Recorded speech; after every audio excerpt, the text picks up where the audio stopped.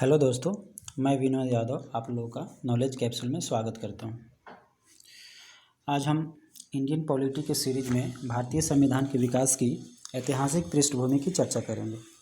इससे पहले हमने मौलिक अधिकार और नीति निर्देशक तत्व की चर्चा कर चुके हैं। अब हम पॉलिटी के चैप्टर में जो भी चर्चा करेंगे वो सिलसिलेवार ढंग से करेंगे और चैप्टर वाइज करेंगे। तो चलिए हम इसकी चर्चा की शुरुआत करते हैं। देखिए, बात है 1599 का। लंदन में एक कंपनी की स्थापना हुई जिसका नाम था the governor and company of merchants of London trading into the east Indies. बहुत बड़ा नाम है। चलिए, इस कंपनी को हम लंदन कंपनी के नाम से जानते हैं। फिर आगे क्या हुआ, महारानी एलिजाबेथ ने सन 1600 ईस्वी में इस कंपनी को एक चार्टर दिया, एक अधिकार पत्र दिया भारत में व्यापार करने का, और यह भारत में ईस्ट इंडिया कंपनी के नाम से अपना व्यापार स्थापित किया। देखिए, ईस्ट इंडिया कंपनी भारत में तो आया था व्यापार करने के लिए, लेकिन यहाँ पे बहुत बड़ा साम्राज्य स्थापित कर दिया। बहुत बड़ा साम्राज्य, पूरे भारत को अपने अधिकार क्षेत्र में ले लिया। तो चलिए हम चर्चा करते हैं कि कैसे एक छोटा सा कंपनी इतना बड़ा साम्राज्य का मालिक बन गया, एक बनिया से राजनेता कैसे बना, इसकी हम चर्चा करेंगे। चलिए, इस चर्चा के संदर्भ में ईस्ट इंडिया कंपनी के इतिहास में जो टर्निंग पॉइंट हुए उस पर हम थोड़ा सा नज़र डालते हैं। बात है सन 1632 का, जब गोलकुंडा के सुल्तान ने 1632 में अंग्रेज़ों को सुलहाना फरमान दिया। नाम है सुनहला फरमान। इस फरमान के द्वारा अंग्रेज़ों को बहुत फ़ायदा हुआ, उनके व्यापार का अधिकार क्षेत्र बढ़ गया। उसके बाद हम चलते हैं 1717 का शाही फरमान। 1717 का शाही फरमान भी बहुत बड़ा था। इस कंपनी के इतिहास में मैग्ना कार्टा के नाम से जाना जाता है।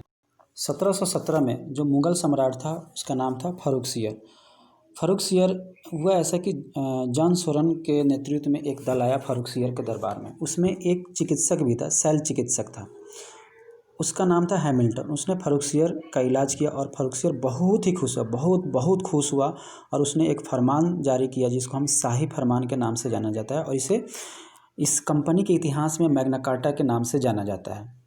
इस फरमान के जरिए ब्रिटिश ईस्ट इंडिया कंपनी को बंगाल के क्षेत्र में बहुत सारे अधिकार दिए गए, और यह बहुत ही फ़ायदेमंद इस ईस्ट इंडिया कंपनी के लिए साबित।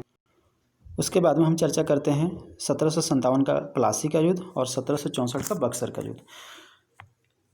तो बक्सर का युद्ध तो भैया पूरे इतिहास को ही बदल दिया। बक्सर के युद्ध के बाद में यह साबित हो गया कि अंग्रेज़ों के समक्ष अब कोई नहीं है। अंग्रेज़ ही इस भारतीय उपमहाद्वीप के मालिक हैं, और वहीं इस पे अपना साम्राज्य आधिपत्य कर सकते हैं। उनके सामने कोई नहीं टिक सकता है। तो चलिए, इस संदर्भ में जो भी संवैधानिक विकास हुए हैं उस पर हम चर्चा करते हैं। तो चलिए, जब ईस्ट इंडिया कंपनी व्यापार कर रही थी तो उस समय जो इसके कर्मचारी थे काफ़ी भ्रष्ट हो चुके थे। 1773 में प्रधानमंत्री थे ब्रिटेन के लॉर्ड नॉर्थ थे, और उन्होंने एक गोपनीय समिति स्थापित की, और उसके अनुशंसा पे बहुत सारे प्रावधान किए गए। चलिए, इनके प्रावधानों की चर्चा करते हैं। चलिए, इनके प्रावधानों की चर्चा करने से पहले हम एक नज़र डालते हैं कि क्या क्या संवैधानिक विकास हुए, किस किस पे हम चर्चा करेंगे। तो जो सबसे पहले जो एक्ट आया भारत में वो था 1773 का रेगुलेटिंग एक्ट। उसके बाद 1793 का चार्टर एक्ट, 1813 का चार्टर एक्ट, 1833 का चार्टर एक्ट, 1853 का चार्टर एक्ट, और 1784 का पिट्स इंडिया एक्ट। ठीक है ना। तो अब देखिए, मैंने इसको अलग इसलिए लिखा है कि इधर देखिए 1773, 93, 13 है ना, 33, 53, तो ये 20-20 सालों के अंतराल पर है, 20 ईयर्स के अंतराल पे है। तो 73 के बाद में 84 में आया पिट्स इंडिया, तो 73 में रेगुलेटिंग एक्ट हो गया, 1773 का रेगुलेटिंग एक्ट। उसके बाद में 1784 का पिट्स इंडिया एक्ट। उसके बाद 1793 का चार्टर एक्ट, 1813 का चार्टर एक्ट, 1833 का चार्टर एक्ट, 1853 का चार्टर एक्ट। उसके बाद में 1858 का भारतीय शासन अधिनियम। उसके बाद में 1861 का भारतीय परिषद अधिनियम। उसके बाद में 1892 का भारतीय परिषद अधिनियम। उसके बाद में 1892 का भारतीय परिषद अधिनियम। उसके बाद में भारतीय परिषद अधिनियम जो है 1909 का भारतीय परिषद अधिनियम, उसके बाद में 1919 का भारतीय परिषद अधिनियम। अब जो भारतीय परिषद अधिनियम 1909 है, इसको मार्ले मिंटो सुधार कहते हैं। मार्ले मिंटो रिफॉर्म बोलते हैं, रिफॉर्म बोल लीजिए या सुधार बोल लीजिए। रिफॉर्म को हिंदी में सुधार बोलते हैं, ठीक है ना। और भारतीय परिषद अधिनियम 1919, इसको मॉन्टेगू चेम्सफोर्ड सुधार कहते हैं, मॉन्टेगू चेम्सफोर्ड सुधार कहते हैं। तो चलिए हम फिर से वापस आते हैं 1773 के रेगुलेटिंग एक्ट पे। तो जो गोपनीय समिति थी उसकी अनुशंसा पे सबसे पहले जो इसमें बदलाव किए गए, इसमें सबसे जो बड़ा बदलाव था वो था कि मद्रास एवं बम्बई प्रेसिडेंसी को कलकत्ता प्रेसिडेंसी के अंतर्गत कर दिया गया, ठीक है ना। इसको कलकत्ता प्रेसिडेंसी के अंतर्गत कर दिया गया, बंगाल और मद्रास प्रेसिडेंसी को। और उसके बाद में जो बंगाल के गवर्नर थे उनको गवर्नर जनरल कहा जाने लगा। उनको क्या कहा जाने लगा? Governor general. इस तरह बंगाल के जो प्रथम गवर्नर जनरल हुए वारेन हेस्टिंग्स हुए, ठीक है ना। भारत के प्रथम गवर्नर जनरल वो लॉर्ड विलियम बेंटिंग थे, लेकिन बंगाल के प्रथम गवर्नर जनरल वारेन हेस्टिंग्स हुए, लॉर्ड वारेन हेस्टिंग्स, ठीक है। और इसके तहत एक और सुधार किया गया, इसके तहत फोर्ट विलियम में सुप्रीम कोर्ट की स्थापना की गई। और जो सुप्रीम कोर्ट की स्थापना की गई, इसके जो प्रधान न्यायाधीश थे इम्पे थे, सर एलिजाह इम्पे। केवल इम्पे भी याद रखेंगे तो चलेगा। और गवर्नर जनरल को इंग्लैंड के प्रति उत्तरदायी बना दिया गया। इस तरह से भ्रष्टाचार, जो कंपनी में भ्रष्टाचार व्याप्त था, उस पर थोड़ा सा लगाम लगाने का कोशिश किया गया। उसके बाद में हम चर्चा करते हैं 1784 का पिट्स इंडिया एक्ट के बारे में। इसमें क्या था कि व्यापारिक और राजनीतिक जो क्रियाकलाप थे कंपनी के, उन दोनों को अलग अलग किया गया। कंपनी के अधीन केवल वाणिज्य संबंधी विषय छोड़े गए और बाकी जो विषय थे एक नियंत्रण बोर्ड के अंतर्गत दे दिया गया।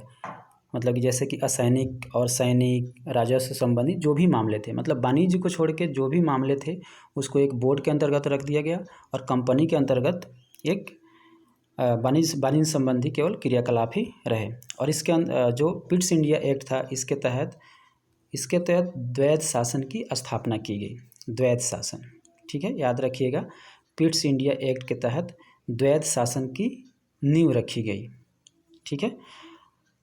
और ये जो द्वैध शासन है 1858 तक चलता रहा। उसके बाद में हम चर्चा करते हैं 1793 का चार्टर एक्ट। इसके तहत 20 वर्षों के लिए कंपनी को व्यापारिक अधिकार दिया गया। 20 वर्षों का इनका व्यापारिक अधिकार को और बढ़ा दिया गया, ठीक है। और जो बोर्ड ऑफ कंट्रोल था उसका जो वेतन था भारतीय कोष से दिया जाने लगा। देखिए कैसे इन्होंने भारत के धन का निष्कासन किया। दादा भाई नौरोजी ने धन निष्कासन का सिद्धांत दिया था ना, तो देखिए कैसे इन्होंने भाई काम करे कंपनी के लिए और उनका वेतन जाए भारतीय कोष से। कैसा है, मतलब काम पूरा व्यापार कर रहे हैं इंग्लैंड के फ़ायदे के लिए और पैसा दिया जा रहा है भारत के कोष से। तो वो बड़े बदलाव इसमें किए गए। एक तो मतलब भारतीय कोष से इनका वेतन दिया जाने लगा, बोर्ड के जो अधिकारी थे उनका वेतन भारतीय कोष से दिया जाने लगा। और दूसरा, इनको कंपनी का जो अधिकार था 20 साल के लिए बढ़ा दिया गया। जब 20 साल के लिए बढ़ा दिया गया 1793 में, तो अब हम आते हैं 1813 में। अब 1813 में आते हैं। 1813 के एक्ट के तहत इसमें भी बहुत बड़े बदलाव किए गए। इसमें थे कि जो कंपनी का व्यापारिक एक अधिकार था उसको समाप्त कर दिया गया।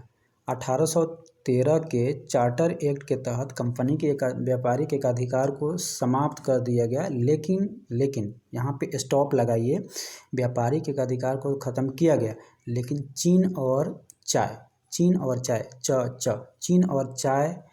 का व्यापार को छोड़ करके, चीन के साथ व्यापार और चाय के व्यापार, इन दोनों को छोड़ करके बाकी एक अधिकार समाप्त कर दिया गया। और दूसरा महत्वपूर्ण बदलाव ये हुआ कि 1 लाख रुपया शिक्षा और साहित्य के लिए बजट में प्रावधान किया गया। 1 लाख रुपये का यह मतलब कि बहुत बड़ा बदलाव था कि चलिए यहाँ भी जो शिक्षा और साहित्य है उसके प्रोत्साहन के लिए 1 लाख रुपये की व्यवस्था की गई। और तीसरा जो था, ईस्ट इंडिया कंपनी को अगले 20 वर्षों के लिए भारतीय प्रदेशों तथा राजस्व पर नियंत्रण का अधिकार दे दिया गया। जो भी राजस्व था और भारतीय प्रदेश थे उन पे नियंत्रण का अधिकार और 20 साल के लिए बढ़ा दिया गया। तो 1813 में जब 20 साल के लिए बढ़ाया गया तो अब आते हम 1833 में। 20 साल के बाद 1833 हो गया। अब जो 1833 था इसमें आपको ज़्यादा कुछ याद करने की ज़रूरत नहीं है। हमने अभी आपको बताया कि 1813 में जो व्यापारिक एकाधिकार था कंपनी का वो समाप्त कर दिया गया, लेकिन उसमें एक क्वेश्चन मार्क था कि चीन और चाय। तो 1833 में वो चीन और चाय भी हटा दिया गया। तो जब चीन और चाय हटा देंगे तो यहाँ पे 1833 में पूर्णतः व्यापारिक एकाधिकार खत्म कर दिया गया। जो व्यापारिक एकाधिकार थोड़े बहुत बच गए थे 1813 के चार्टर एक्ट के तहत, वो 1833 में सारा ख़त्म कर दिया गया। मतलब कि अब व्यापारिक एकाधिकार नहीं रहा कंपनी का, मतलब कि साधारण जनता इंग्लैंड की वो भी यहाँ पे व्यापार व्यवसाय कर सकती थी। और दूसरा महत्वपूर्ण बदलाव 1833 के चार्टर एक्ट के तहत जो बंगाल के गवर्नर जनरल थे अब वो भारत के गवर्नर जनरल कहलाने लगे, भारत के। और इस तरह लॉर्ड विलियम बेंटिंक भारत के प्रथम गवर्नर जनरल कहलाए।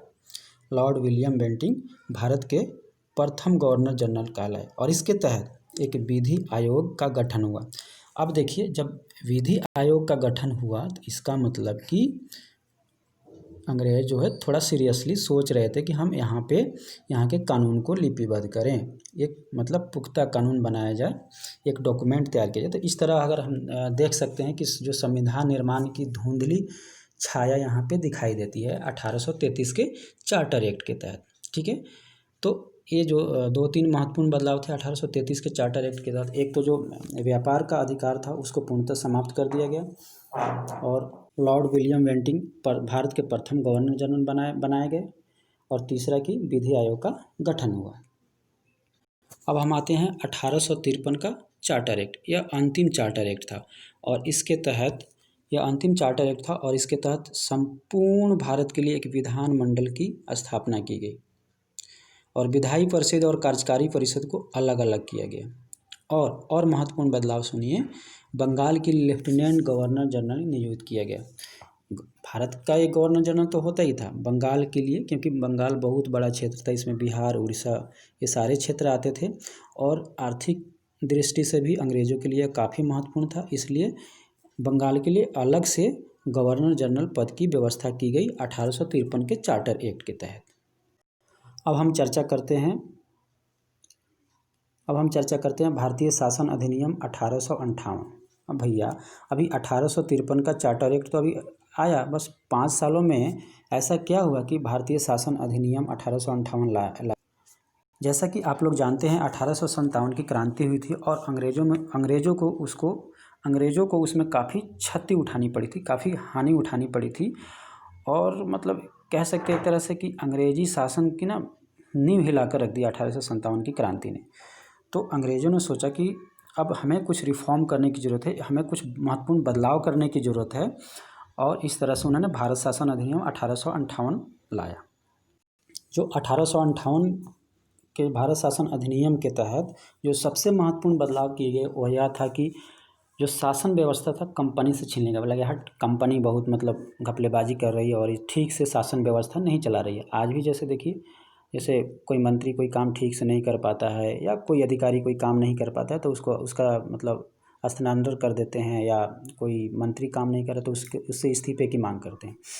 तो वही हुआ कि बोला गया कि ये कंपनी ठीक से काम नहीं कर रही है और बहुत सारा भ्रष्टाचार है, तो इसको हटा देते हैं और कंपनी का शासन सीधे लंदन से होने लगा। मतलब कि ब्रिटिश क्राउन, ब्रिटिश ताज के अंतर्गत भारत का शासन व्यवस्था ब्रिटिश ताज के अंतर्गत आ गया। ठीक है, पहला महत्वपूर्ण। और दूसरा बदलाव, जो गवर्नर जनरल पद होता था वो अब वायसराय कहलाने लगा। गवर्नर जनरल का पद वायसराय कहलाने लगा। इस तरह से जो भारत के प्रथम वायसराय हुए लॉर्ड कैनिंग हुए और लॉर्ड कैनिंग भारत के अंतिम गवर्नर जनरल। ठीक है ना, तो भारत के अंतिम गवर्नर जनरल लॉर्ड कैनिंग और प्रथम वायसराय भी लॉर्ड कैनिंग ही हुए। और ठीक है, इस तरह से ध्यान रखिएगा कि भारत के अंतिम गवर्नर जनरल और प्रथम वायसराय लॉर्ड कैनिंग, लेकिन भारत के प्रथम governor general Lord William Bentinck. ठीक है, और बंगाल के प्रथम गवर्नर जनरल वारेन हेस्टिंग्स। ठीक है, इसको ध्यान रखिएगा। और पिट्स इंडिया एक्ट के तहत जो द्वैत शासन की शुरुआत की गई थी 1858 के अधिनियम के द्वारा इसको ख़त्म कर दिया गया। और जो महत्वपूर्ण बस यही हुआ। और जो भारतीय शासन अधिनियम जो था, इसको कहा जाता है the act for the good government of India. The act for the good government of India, इसको हिंदी में बोलते हैं भारत के उत्तम प्रशासन के लिए एक्ट। ठीक है ना। इसका नाम रखा अंग्रेजों ने भारत के उत्तम प्रशासन के लिए। नाम तो था भारत के उत्तम प्रशासन के लिए, लेकिन उल्लू सीधा किया जा रहा था इंग्लैंड का। आगे हम चर्चा करते हैं भारतीय परिषद अधिनियम 1861। इसके तहत जो महत्वपूर्ण बदलाव किए गए वह यह था कि पहली बार भारत में प्रतिनिधि संस्थाओं की स्थापना की गई। पहली बार भारत में प्रतिनिधि संस्थाओं की स्थापना की गई। और सबसे महत्वपूर्ण बदलाव, गवर्नर जनरल यानी कि जो वायसराय थे, उनको अध्यादेश जारी करने की शक्ति दी गई। तो भारतीय परिषद अधिनियम 1861 के तहत प्रतिनिधि संस्थाओं और मंत्रिमंडलीय व्यवस्था की नींव पड़ी, पहला इम्पोर्टेंट पॉइंट। और दूसरा, गवर्नर जनरल को अध्यादेश पारित करने की शक्ति प्रदान की गई। तो दो महत्वपूर्ण बदलाव इसमें हुए थे। अब हम चर्चा करते हैं भारतीय परिषद अधिनियम 1892। इसके जो महत्वपूर्ण पॉइंट थे कि भारतीय परिषद अधिनियम 1892 के तहत अप्रत्यक्ष चुनाव प्रणाली की शुरुआत की गई। ठीक है, यही एक महत्वपूर्ण बदलाव हुए। और दूसरा महत्वपूर्ण बदलाव, बजट पर, जो बजट पास होता था उस पर परिषद को शर्तों एवं प्रतिबंधों के साथ वार्षिक बजट पर विचार विमर्श तथा प्रश्न पूछने की शक्ति दी गई। इसमें बजट पर प्रश्न पूछने की शक्ति दी गई, लेकिन कुछ प्रतिबंधों के साथ। लेकिन वो प्रतिबंध 1909 के मार्ले मिंटो सुधार के द्वारा हटा दिया गया। अब हम चर्चा करते हैं भारतीय परिषद अधिनियम 1909, जिसको हम मार्ले मिंटो सुधार कहते हैं, मार्ले मिंटो रिफॉर्म। इसके तहत जो महत्वपूर्ण बदलाव हुए वो ये थे, भारतीयों को विधि निर्माण तथा प्रशासन दोनों में प्रतिनिधित्व दिया गया। मतलब कि भारतीयों की भागीदारी अब थोड़ी बढ़ा दी गई। अब इतना बड़ा, अब इनका साम्राज्य बहुत बड़ा हो गया था, पूरे भारत में फैल गया था। तो केवल अंग्रेजों के बस का बात नहीं था कि इस शासन व्यवस्था को सुचारू ढंग से चलाया जा सके। इसलिए उन्होंने भारतीयों की भागीदारी में भी उन्होंने निहित किया। और इसके तहत विधि निर्माण और प्रशासन दोनों में प्रतिनिधित्व दिया गया। और सबसे महत्वपूर्ण बदलाव ये किया गया कि मुस्लिम समुदाय के लिए पृथक निर्वाचन मंडल की सुविधा प्रदान की। उनके लिए, मतलब मुस्लिमों के लिए अलग से निर्वाचन मंडल की व्यवस्था की गई। महत्वपूर्ण इसलिए है, महत्वपूर्ण हमारे दृष्टि से नहीं है, भारत की दृष्टि से नहीं है, इंग्लैंड की दृष्टि से, क्योंकि मुस्लिमों के लिए अलग से इन्होंने निर्वाचन मंडल की व्यवस्था की गई। यानी कि फूट डालो और राज करो की जो नियति थी अंग्रेजों की, वो यहाँ पे परिलक्षित होती है। और यहीं से भारत के विभाजन की नींव पड़ी। ठीक है ना। एक तरह से इसको हम नींव के तौर पे देख सकते हैं, भारत विभाजन की नींव के तौर पे। और जो 1892 का जो परिषद अधिनियम था, आगे हम जो चर्चा कर रहे हैं बजट वाला, बजट विवेचना तथा उस पर प्रश्न पूछने का अधिकार। 1892 में क्या था, बजट पर प्रश्न तो पूछ सकते थे, लेकिन कुछ शर्त था। यहाँ पे विवेचना कर सकते थे और उस पर प्रश्न भी पूछ सकते थे मार्ले मिंटो सुधार में। तो कुछ रिफॉर्म किया गया। इस तरह से केंद्रीय तथा प्रांतीय विधायी शक्ति को बढ़ाया गया। मतलब कि विधायी शक्ति जो था उसको केंद्र स्तर पे हो या प्रांत स्तर पे, दोनों को बढ़ाया गया। और महत्वपूर्ण पॉइंट जो इसमें है, सत्येंद्र सिन्हा को गवर्नर जनरल की कार्यकारिणी का प्रथम भारतीय विधि सदस्य नियुक्त किया गया।